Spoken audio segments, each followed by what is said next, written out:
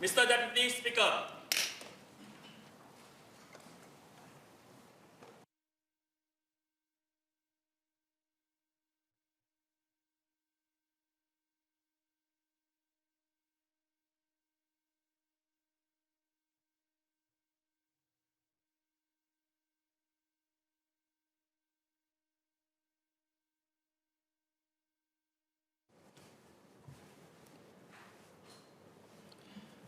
Order. Questions for oral answer. Mr. Louis Ng.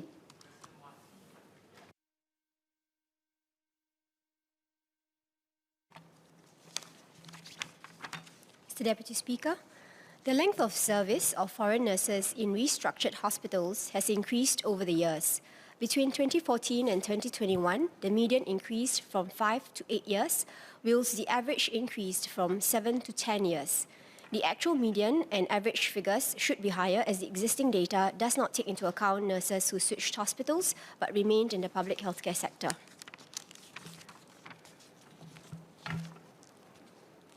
Mr. Ng.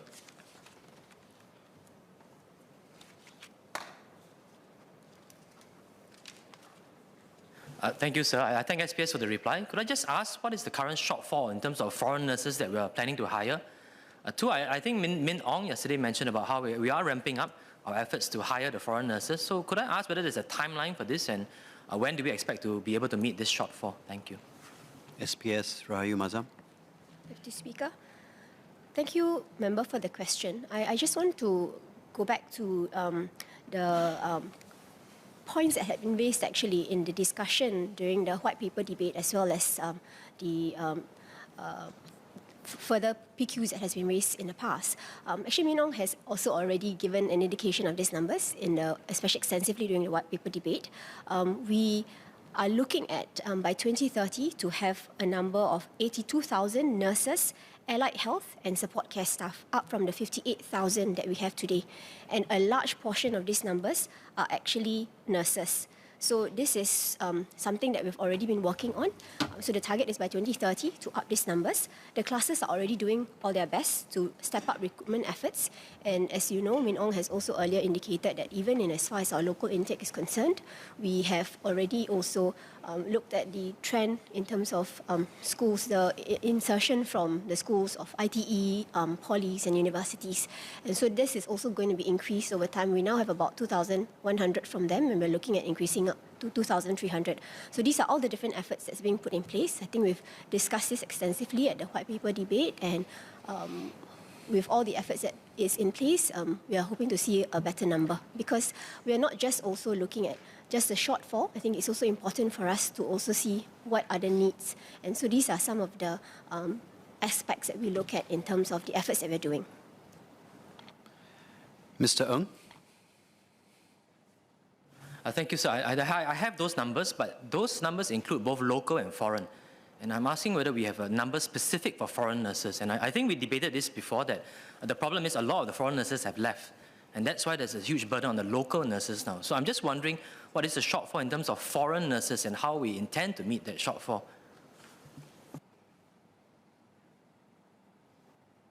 So as I mentioned earlier, we actually don't just look at a shortfall and work towards just filling up the shortfall, because we are also having to look at the demands of the public and what are the needs. And we don't necessarily find it valuable to make that distinction. As much as possible, we try and see what are the different avenues and channels for us to increase this intake, and we are taking efforts on that front.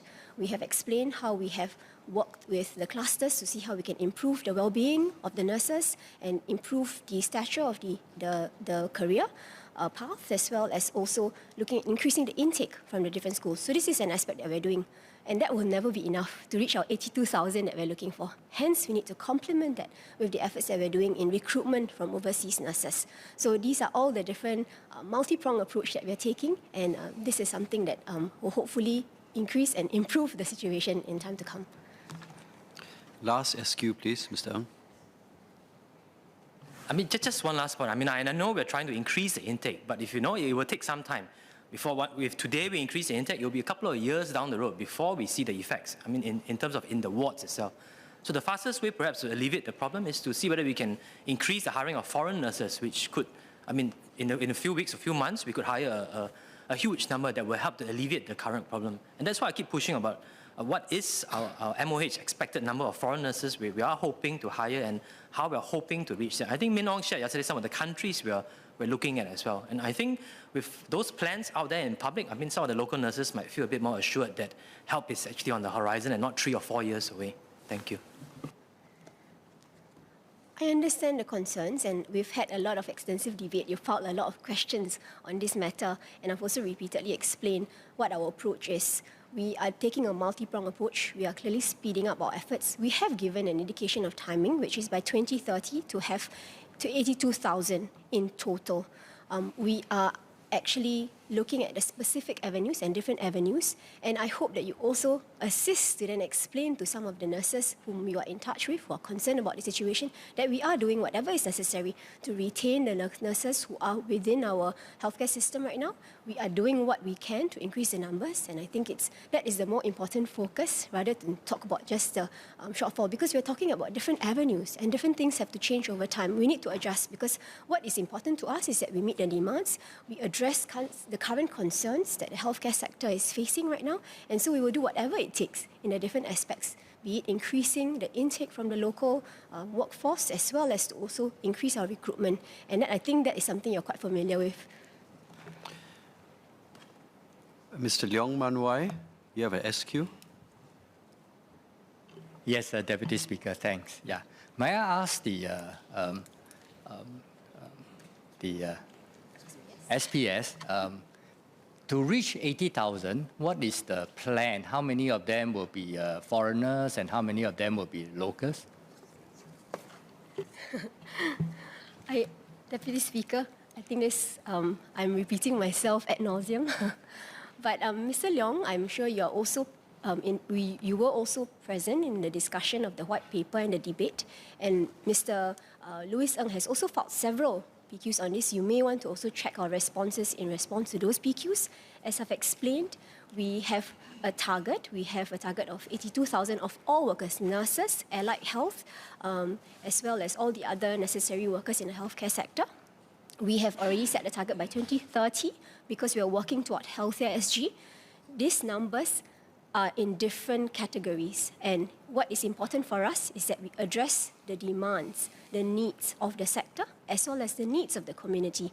And we have already explained in many of those questions that were put earlier, the different ways in which we're doing this.